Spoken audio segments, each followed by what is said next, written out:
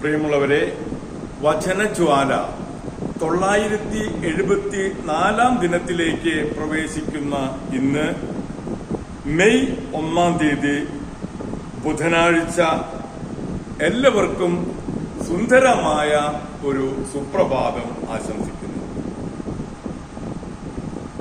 നമ്മൾ ഇന്ന് വിശുദ്ധ യൗസേപ്പിതാവിന്റെ ദിവസം ആചരിക്കുന്ന ദിവസമാണ്. അഖില ലോക തൊഴിലാളികൾക്ക് വേണ്ടിയിട്ടുള്ള ഒരു ദിവസം. തൊഴിലാളികളുടെ മധ്യസ്ഥനായ വിശുദ്ധ യൗസേപ്പിതാവിനെ അനുസ്മരിക്കുന്ന ദിനം. വിശുദ്ധ ജോസഫ് ഒരു മരപ്പണിക്കാരനായിരുന്നു. ഈശോ തന്റെ 30-ാമത്തെ വയസ്സുവരെ മരപ്പണിയിൽ സഹായിച്ചതായിട്ടാണ് നമുക്കറിയുന്നത്. ഇന്നു മുതൽ നമ്മളുടെ ഭവനങ്ങളിലും നമ്മളുടെ പള്ളികളിലുമൊക്കെ പരിശുദ്ധ ദൈവമാതാവിന്റെ വണക്കമാസം ആചരിക്കുന്ന ദിവസം കൂടിയിട്ടാണ്.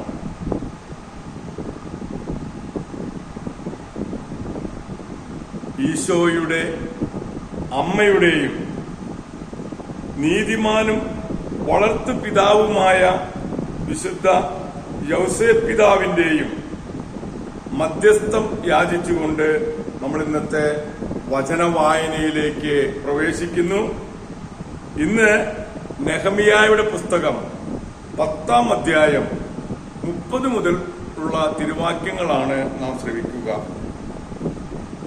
ഞങ്ങളുടെ പുത്രന്മാർ തദ്ദേശവാസികളുടെ പുത്രിമാരെയോ അവരുടെ പുത്രന്മാർ ഞങ്ങളുടെ പുത്രിമാരെയോ വിവാഹം ചെയ്യാൻ ഞങ്ങൾ സമ്മതിക്കുകയില്ല.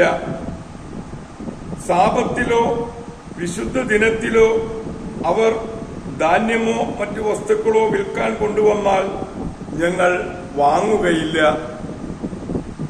7-ാം വർഷത്തെ വിളവും കടം ഈടാക്കലും ഞങ്ങൾ ഉപേക്ഷിക്കും.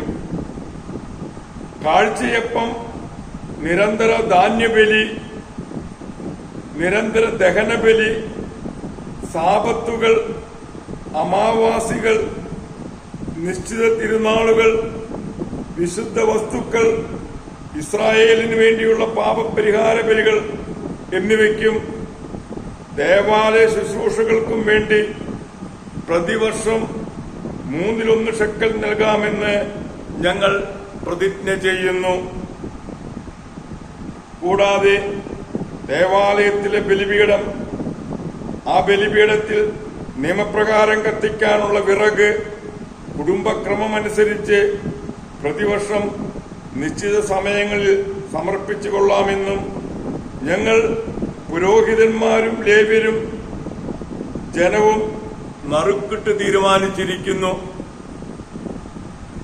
വയലിലെ ആദ്യ വിളവുകളും വൃക്ഷങ്ങളുടെ ആദ്യ ഫലങ്ങളും കർത്താവിന്റെ ആലയത്തിൽ സമർപ്പിക്കാമെന്നും ഞങ്ങളുടെ ആദ്യജാതന്മാരെയും മൃഗങ്ങളുടെ കടിഞ്ഞൂലുകളെയും ദേവാലയത്തിൽ ശുശ്രൂഷ ചെയ്യുന്ന പുരോഹിതന്മാരുടെ അടുത്ത നിയമപ്രകാരം കൊണ്ടുവന്നുകൊള്ളാമെന്നും പുതുധാന്യം കൊണ്ടുള്ള അപ്പവും വൃക്ഷഫലങ്ങൾ, വീഞ്ഞ്, എണ്ണ എന്നിവയുടെ ഓഹരികളും ദേവാലയത്തിൽ പുരോഹിതന്മാരുടെ മുറികളിൽ എത്തിച്ചുകൊള്ളാമെന്നും കാർഷിക വിളകളുടെ ദശാംശം ഉൾനാടൻ പട്ടണങ്ങളിൽ അവ ശേഖരിക്കുന്ന ലേവ്യരുടെ അടുത്ത് ഏൽപ്പിച്ചുകൊള്ളാമെന്നും ഞങ്ങൾ പ്രതിജ്ഞ ചെയ്യുന്നു.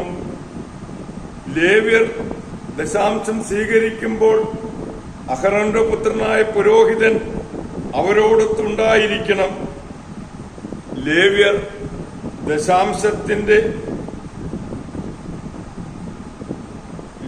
ദശാംശത്തിന്റെ ദശാംശം ദേവാലയത്തിലെ കലവറയിലേക്ക് കൊണ്ടുവരണം. ധാന്യം, വീഞ്ഞ്, എണ്ണ എന്നിവയുടെ ഓഹരി ഇസ്രായേൽ ജനവും ലേവ്യരും കൂടെ ദേവാലയ ശുശ്രൂഷകരായ പുരോഹിതന്മാരും പടികാവൽക്കാരും ഗായകരും താമസിക്കുന്നതും ശ്രീകോവിലിലെ പാത്രങ്ങൾ സൂക്ഷിക്കുന്നതുമായ മുറികളിലേക്ക് കൊണ്ടുവരണം. ഞങ്ങൾ ഞങ്ങളുടെ ദൈവത്തിന്റെ ആലയത്തെ അവഗണിക്കുകയില്ല. ദൈവത്തിന്റെ തിരുവചനമാണ് നാം ശ്രവിച്ചത്. ഒരിക്കൽ കൂടി ലോക തൊഴിലാളി ദിനത്തിന്റെ മംഗളങ്ങൾ എല്ലാ തൊഴിലാളികൾക്കും. വിശുദ്ധ യൗസേപ്പ് പിതാവിന്റെ മധ്യസ്ഥം യാചിച്ചുകൊണ്ടും അതുപോലെ തന്നെ വിശുദ്ധ ദേവമാതാവിന്റെ വണക്കമാസത്തിന്റെ ആരംഭമായ ഇന്ന് എല്ലാവർക്കും മാതാവിന്റെ മധ്യസ്ഥം ഒരിക്കൽ കൂടി യാചിച്ചുകൊണ്ടും ഇന്നത്തെ വചനജ്വാല അവസാനിപ്പിക്കുന്നു.